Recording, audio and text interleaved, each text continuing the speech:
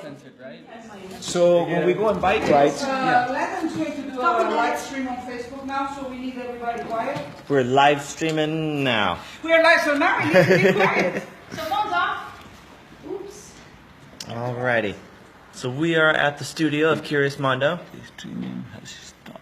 Oh, you're live? Yeah, we're live now. Hi, what's up?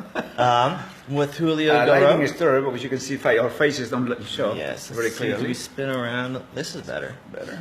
All right, so we had some questions on the chat yesterday. Yeah, shoot. All right, so the first one is, what are some positive assumptions that you can have about relationships? Positive assumptions about relationship. Well, of course, if you're a man, my assumption would be she really is crazy about me. She wants to have a lot of sex. She wants to have a lot of fun. She wants to go places. She wants to climb mountains. She wants to ride bicycles. That would be assumptions for me because that's the life I live. Okay. But then the reality is that when you get related with them, then they don't ride bicycles anymore. They don't climb mountains anymore. And then the reality hits you, bam, right on top of the head. And then it's too late. So is it still good to have positive assumptions? Well, yes, it's good to have positive assumptions because then you can, like we're going to talk today, you can make it a declaration, and that's going to be you're going to create a new world for you.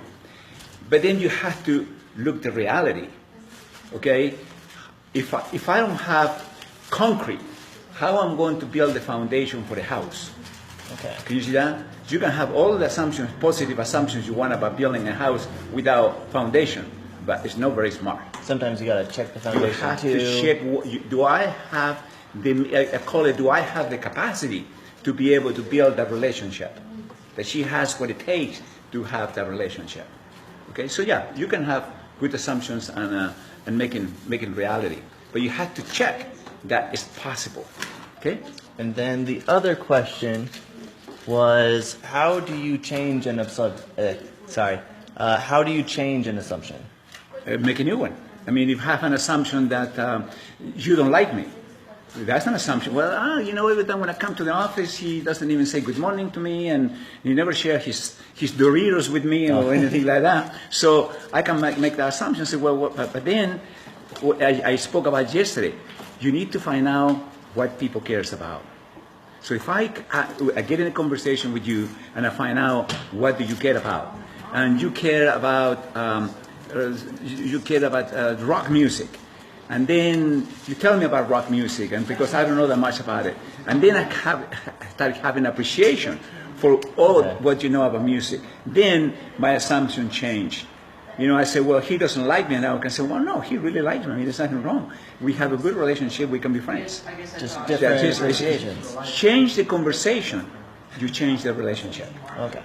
You stop the conversation. The relationship is over.